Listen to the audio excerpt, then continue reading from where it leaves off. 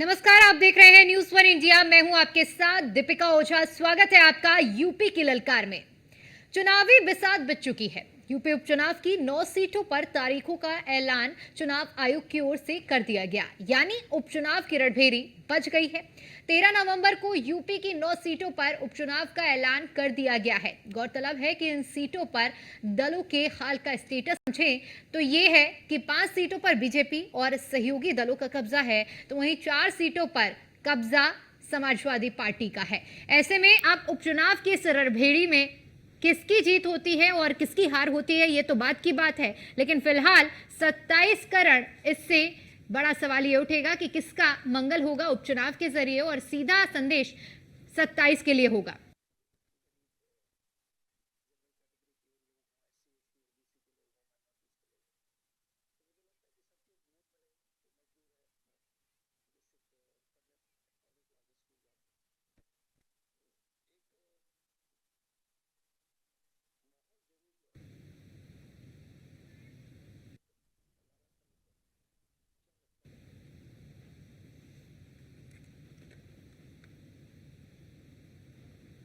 तो आज चुनाव आयोग की ओर से तारीखों का ऐलान किया गया है। जहां एक और महाराष्ट्र और झारखंड में विधानसभा चुनाव की तारीखों का ऐलान किया गया, तो वहीं उपचुनाव को लेकर भी घोषणा चुनाव आयोग की ओर से की गई है। बाकायदा पूरी जानकारी भी दी गई, और साथ ही साथ आपको बताते चलें कि इन चुनावों में जहां उम्मीद ये लगाई जा रही थी कि 10 सीटों पर चुनाव आयोग तारीखों का ऐलान करेगा, लेकिन आज सबसे चौंकाने वाली जब बात सामने आई कि मिल्कीपुर सीट पर चुनाव फिलहाल नहीं हो रहा है। ऐसे में 9 सीटों पर उपचुनाव होगा।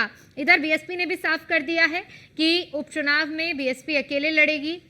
13 नवंबर को मतदान होंगे और इसके अलावा 23 तारीख को नतीजों की घोषणा होगी। तो यूपी में 10 सीटों पर विधानसभा उपचुनाव होने वाले थे, लेकिन चुनाव आयोग की ओर से सिर्फ 9 सीटों पर चुनाव की तारीखों का ऐलान किया गया है। 13 नवंबर को मतदान और 23 नवंबर को मतगणना होगी। अयोध्या की मिल्कीपुर सीट पर अभी चुनाव नहीं होगा। मुख्य चुनाव आयुक्त राजीव कुमार की ओर से जानकारी दी गई है कि लखनऊ हाईकोर्ट में दायर याचिका की वजह से अभी चुनाव नहीं होंगे। आपको बता दें कि अब फिलहाल स्थिति पूरी साफ हो चुकी है और समाजवादी पार्टी की ओर से कुछ सीटों पर यानी कि 6 सीटों पर उम्मीदवारों की घोषणा भी की जा चुकी है। समाजवादी पार्टी के उम्मीदवार की अगर हम बात करते हैं तो रमेश बिंद की बेटी यानी कि ज्योति बिंद को टिकट दिया गया है। इधर इरफान सोलंकी की पत्नी पर भी दाव लगाया गया है। ये हम उन 6 सीटों की बात कर रहे हैं जहां प्रत्याशी समाजवादी पार्टी की ओर से ऐलान जहां कर दिया गया है। परिवारवाद की अगर बात करते हैं, मुलायम परिवार से तेज प्रताप यादव, कटेरी सीट से शोभावती वर्मा को समाजवादी पार्टी ने प्रत्याशी बनाया है। इधर फूलपुर से मुस्तफा सिद्दीकी को प्रत्याशी बनाया गया है। और साथ ही हम ये भी बता दें कि मजमा से ज्योति बिंद जो कि रमेश बिंद की बेटी हैं, उनको प्रत्याशी बनाया गया है। करेल से तेज प्रताप यादव को प्रत्याशी बनाया गया है। उम्मीद यही जताई जा रही थी कि 10 सीटों पर उपचुनाव होंगे, लेकिन फिलहाल 9 सीटों की जानकारी सामने आ रही है।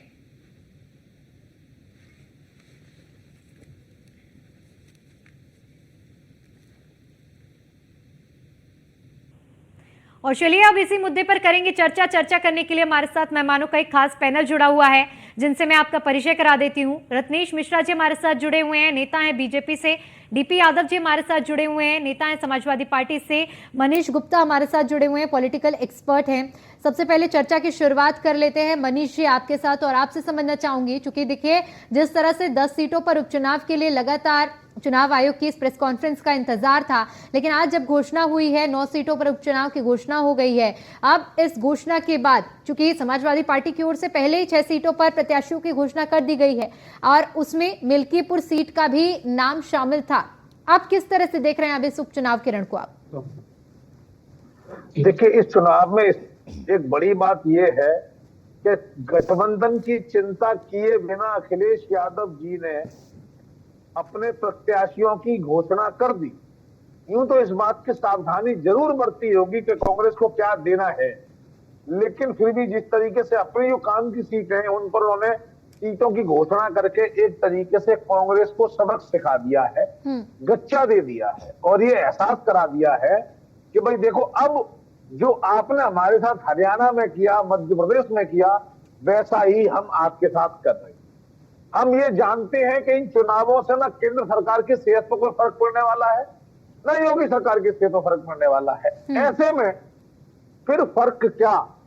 फिर फर्क ये है कि इन चुनावों से एक मॉरल रिजल्ट बनता है।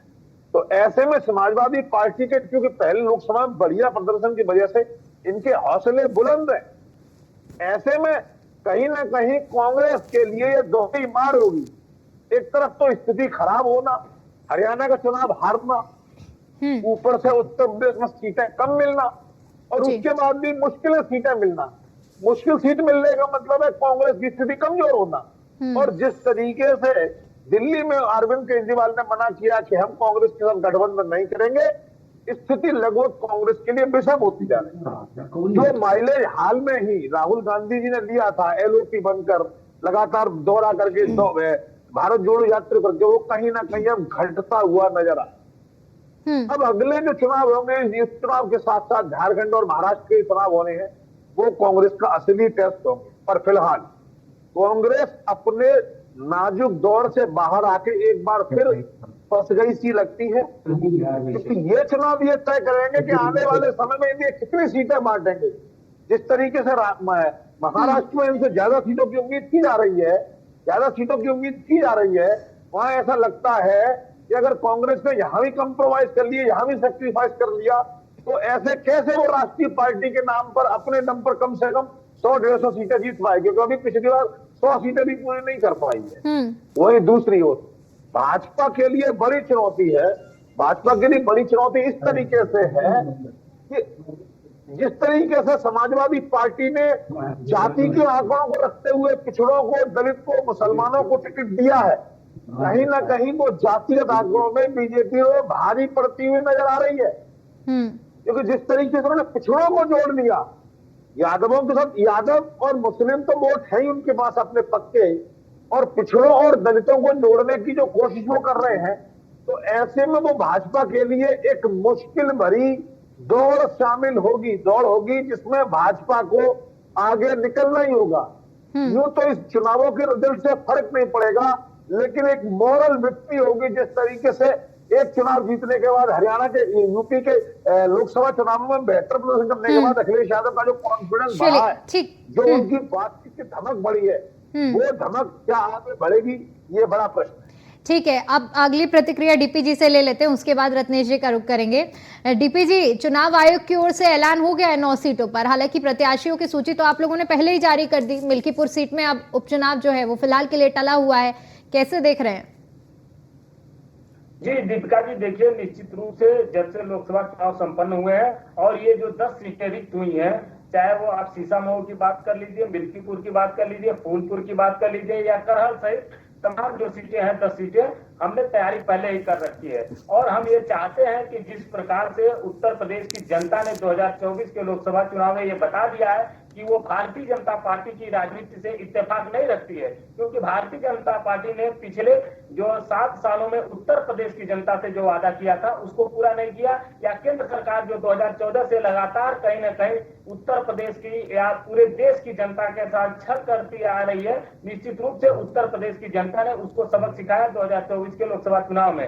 अब देखिए जिस प्रकार से उत्तर प्रदेश की जनता ये चाहती है कि वो कहीं ना कहीं भारतीय जनता पार्टी के कुशासन से छुटकारा पाए, तो ये जो लोकसभा की सीटें रिक्त हुई हैं, उसमें हमारे पास एक अवसर है और जनता निश्चित रूप से हमको जिताने का काम करेगी। मैं आपको बता दूं, मिल्कीपुर की सीट कहीं ना कहीं जो है अभी उसकी घोषणा नहीं हुई है, लेकिन जब भी मिल्कीपुर की सीट की घोषणा होगी आप देखिएगा वहां पर भी हमारा प्रत्याशी जीतेगा। और बाकी जो 9 सीटें हैं वहां पर तो हम लोग जीतेंगे ही। जब 23 नवंबर को चुनाव के परिणाम आएंगे तो उत्तर प्रदेश के लोग इस बात को कहीं ना कहीं बताएंगे कि भारतीय जनता पार्टी के वो नकारात्मक राजनीति से, झूठ की राजनीति से, कहीं ना कहीं जो छल प्रपंच की राजनीति है, और जो सबसे बड़ी बात है उत्तर प्रदेश में भारतीय जनता पार्टी की सरकार नफरत की राजनीति फैलाने का काम कर रही है, जो लोगों को बांटने का काम कर रही है, जो समाज को एक विकृत रूप देने का काम कर रही है, उससे उत्तर प्रदेश की जनता तो अब फिलहाल इत्तेफाक नहीं रखती है। निश्चित रूप से अभी हमारे जो पॉलिटिकल एक्सपर्ट मनीष गुप्ता जी बैठे हुए हैं, उन्होंने अच्छी बात कही कि किस प्रकार से लोग समाजवादी पार्टी के साथ जुड़ रहे हैं और पिछड़ा सारा दलित, अल्पसंख्यक, किसान, मजदूर, नौजवान ये समझ चुका है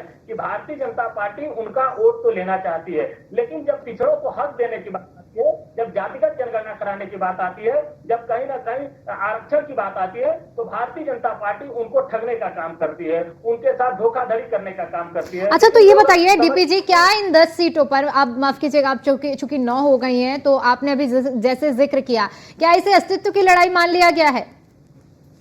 नहीं, देखिए, कोई अस्तित्व की लड़ाई नहीं है। चुनाव होते हैं और हमने तो तमाम उतार चढ़ाव देखे हैं दीपिका जी। चुनाव में हार जीत लगी रहती है, लेकिन जो जनता के मूलभूत मुद्दे हैं, उन मुद्दों को हम जनता के बीच लेकर के जाएंगे। हमने 2017 में भी जनता के बीच लेकर के मुद्दे गए, हम 2022 में भी जनता के बीच मुद्दे लेकर के गए। लेकिन देखिए, जिस प्रकार जनता को भारतीय जनता पार्टी ने कहीं न कहीं बहका दिया, झांसे में रख दिया, तो अब लोग इस बात को समझ रहे हैं, महसूस कर रहे हैं कि भारतीय जनता पार्टी ने उनके साथ धोखाधड़ी किया है, उनके साथ छल किया है भारतीय जनता पार्टी ने। तो अब लोग भारतीय जनता पार्टी को सबक सिखाएंगे और इन जो 9 सीटों पर चुनाव होने जा रहे हैं, बाद में मिल्कीपुर पर भी चुनाव होगा, देखिएगा इन 10 की 10 सीटों पर भारतीय जनता पार्टी की हार होगी और इसी के साथ 2027 में कहीं न कहीं भारतीय जनता पार्टी के विदाई की पटकथा लिख दी जाएगी। आप इस बात को देखिएगा दीपिका जी। ठीक है डीपी जी, जिस तरह से आपने अपनी बात रखी है, अब इसी पर रत्नेश जी मेरा आपसे ये सवाल रहेगा, क्योंकि अभी अपनी बात रखते हुए डीपी जी ने कहा कि ये जो चुनाव हुए हैं, लोकसभा चुनाव में जनता ने परिणाम दे दिया है, किस तरह से बीजेपी से जनता परेशान थी, ये कहना डीपी जी का है। अब मेरा बड़ा सवाल ये रहेगा, तो क्या ऐसे में उपचुनाव ये साबित करेंगे कि लोकसभा चुनाव का जो नतीजा रहा है वो किसके लिए सच साबित हो रहा है या किसी के लिए तुक्का रहा? क्या एक लिटमस टेस्ट की तरह देखा जाए इस उपचुनाव को? दीपिका जी, आपको और सभी दोनों साथी पैनलिस्ट को और देश की जनता को मेरा नमस्कार। देखिए दीपिका जी, भारतीय जनता पार्टी अपने विकासवादी मुद्दे, सबका साथ सबका विश्वास और सबका विकास के मुद्दे के साथ जनता के बीच जा रही है और हम लगातार जनता के बीच में इन्हीं मुद्दों के साथ जा रहे हैं और लगातार हम सरकारें भी बना रहे हैं। अब जो अभी हमारे समाजवादी पार्टी के नेता डीपी यादव जी बैठे हुए थे, बड़ी बड़ी बातें रेल रहे थे, उनको भी मैं जवाब दे दूं। ये इन्होंने पहली बात की कि भारतीय जनता पार्टी नफरत की राजनीति करती है। अरे इस्लामिक आतंकियों का समर्थन आप करते हैं, बलात्कारियों का समर्थन आप करते हैं, आतंकवादियों का बचाव आप करते हैं, आतंकवादियों से मुद्दे आप वापस लेते हैं, बलात्कारियों के ऊपर मुकदमा चलाए जाने पर विरोध आप करते हैं। ये पूरी प्रदेश की जनता जानती है। इन्होंने आरक्षण और संविधान की बात की। दीपिका जी, ये समाजवादी पार्टी वाले पता नहीं किस मुंह से आकर आरक्षण और संविधान की बात करते हैं। नेता सभा को नहीं पता है कि 2 बार केवल स्वतंत्र भारत के इतिहास में आरक्षण हटाया गया और दोनों बार कांग्रेस की सरकार थी, जब जामिया मिलिया इस्लामिया से ST का रिजर्वेशन हटाया गया और जब अलीगढ़ मुस्लिम यूनिवर्सिटी से SC का रिजर्वेशन हटाया गया और उसको ये अपने गठबंधन में साथ लेके चलते हैं। तो इनकी कथनी और करनी में कितना अंतर है, प्रदेश की जनता जानती है। इन्होंने कहा संविधान खतरे में था। भैया, आपका झूठ 2024 के लोकसभा चुनाव में कुछ हद तक चल गया, लेकिन अब प्रदेश की और देश की जनता देख चुकी है कि मोदी जी प्रधानमंत्री बन चुके हैं और संविधान पर कोई खतरा नहीं आया। तो झूठ की काट की आंधी केवल एक बार चढ़ती है, आप एक बार चढ़ा चुके हैं, दूसरी बार नहीं चढ़ेगी। इन्होंने कहा 2017 और 2022 में ये जनता के मुद्दों के साथ गया और जनता ने दोनों बार बुरी तरह हरा के भगा दिया। अब ये उपचुनाव की बात कर रहे हैं, तो उपचुनाव में वोट करते हुए प्रदेश की जनता ये भी देखेगी कि जब हिंदुओं के धार्मिक प्रतीकों पर पत्थरबाजी की जाती है, हिंदुओं को क्या कहते हैं अपनी धार्मिक कार्यक्रम करने से रोका जाता है, तो कौन से दल उनके समर्थन में खड़े होते हैं? ये किस मुंह से कहते हैं कि हिंदू और पिछड़ा और इनको वोट देगा?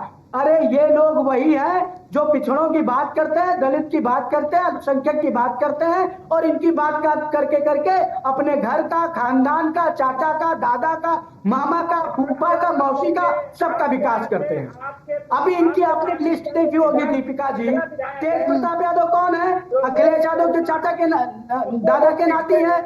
उसके बाद अखिलेश देख लीजिए, अजीत प्रसाद सांसद के बेटे हैं, शोभावती वर्मा सांसद की पत्नी। अरे चिल्लाइए मत दीपी यादव जी, नंगा कर दिया मैंने आपको, आपके बीच में नहीं बोला था। चिल्लाइए मत, अभी और नंगा करूंगा, जितना चिल्लाओगे उतना छीलूंगा। चलिए, शब्दों की मर्यादा रखिए। रत्नेश जी, आपसे भी मैं यही आग्रह करूंगी, शब्दों की मर्यादा रखिए, शब्दों की मर्यादा को मत लांघिए। आप लोगों को सुन रहे हैं लोग और एक एक करके अपनी बात रखें, ठीक है? एक एक करके अपनी तर्क रखिए। हिंदी शब्द है भाई, आलू छीली जाती है, प्याज छीली जाती है, केला छीला जाता है, तो छीलना कौन सा असंवैधानिक? ठीक है, ठीक है, आप अपनी बात पूरी कीजिए, क्योंकि और भी मेहमानों का सुनिए दीपिका जी, समाजवादी पार्टी ने जो झूठ का आडंबर रच रखा है, उस आडंबर की एक एक परत में छीन रहा हूं। आप इनसे इतना एक सवाल पूछ लीजिए कि पिछले 10 सालों में ये एक उदाहरण बता दे, एक कोई ऐसा कानून बता दे जिससे संविधान को समाप्त करने की कोशिश की गई हो। ये एक कोई उदाहरण बता दे जिससे भारतीय जनता पार्टी ने संवैधानिक और वैधानिक तौर पर, लेकिन जनता तक उन्होंने जो संदेश पहुंचाया वो तो पहुंच गया, काम उनका हो गया ना, लोकसभा में अच्छी खासी सीटें मिल गई ना उन्हें। किसको मिल गई? समाजवादी पार्टी के नतीजे तो सबने देखे ना कि क्या हुआ है। दीपिका जी ये भी बड़ा मखौल वाली बात होगी, अभी फिर डीपी यादव जी को मिर्ची लगेगी। इतनी सीटें मिल गई कि अमेरिका के राष्ट्रपति बन गया अखिलेश यादव।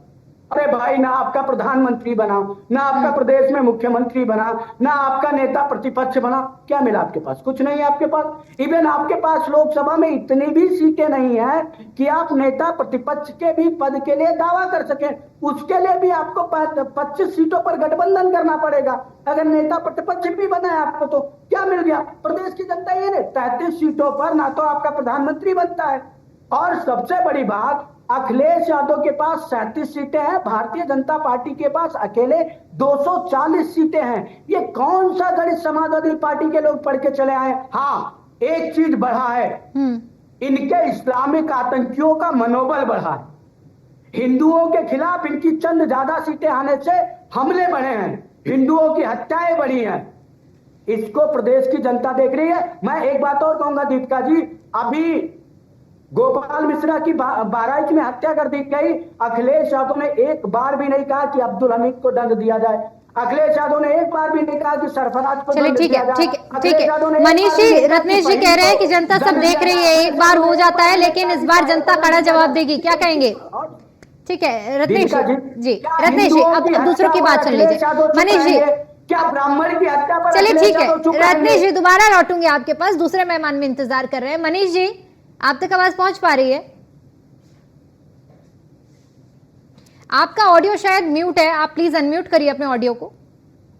जी, मेरे को आवाज आपकी साफ आ रही है। जी मनीष जी, सवाल यही रहेगा, क्योंकि रत्नेश जी ने अभी जिस तरह से अपनी बात रखी और उन्होंने कहा कि जनता सब देख रही है, किस तरह से संविधान खतरे में बताकर वोट लिया गया, जनता को बरगलाया गया है, और अब उपचुनाव में उसके नतीजे दिखेंगे। कैसे दिख रहे हैं आप, क्या कहेंगे इस पर? देखिए, जहां तक रत्नेश मिश्रा जी की बात है, रत्नेश जी ने जो बात कही है उसके आंकड़े उन्होंने दिए, वो तथ्य गिनाए। मैं समझता हूं समाजवादी पार्टी को, कांग्रेस को, विपक्ष को इस तथ्यों का जवाब देना चाहिए। लेकिन बड़ी रोचक बात रत्नेश जी ने क्या कही, उन्होंने कही विपक्ष के नाम पर कोई आपसी गठबंधन नहीं है। मैं कहता हूं कोई कॉमन मिनिमम प्रोग्राम भी नहीं है। तो आप ये नहीं कह सकते कि ये विपक्ष है। अखिलेश यादव में और राहुल गांधी में कोई आपसी कमिटमेंट ही नहीं है, और जब कमिटमेंट नहीं है तो ये साथ नहीं है। कब कौन कितना बदल जाएगा कोई नहीं जानता। तो ऐसे में इनका जो कहना है कि 37 वर्सेस 240 है, यानी ऐसे में अखिलेश यादव भाजपा के 10% है, और अगर 10% है, 15% है, 20% है, इसका नतीजा तो चुनावों के बाद होगा। लेकिन शक्ति बल ये है कि बिना कांग्रेस के समाजवादी पार्टी का अपना कोई वजूद ही नहीं। अगर हम राष्ट्रीय परिप्रेक्ष्य की बात करें तो अब बात करते हैं कि उपचुनावों के परिणामों से हमें क्या देखने को मिलता है। हमें देखने को मिलता है कि ये तो बात तय है कि मुस्लिम समाज भारतीय जनता पार्टी को बहुत कम संख्या में वोट देते थोड़े लोग। असली लड़ाई पिछड़ों और दलितों की है। क्या वहां भाजपा लोगों को यह प्रूव कर पाती है कि अखिलेश यादव के साथ वही लोग हैं जो गुंडागर्दी में खुश रहते हैं?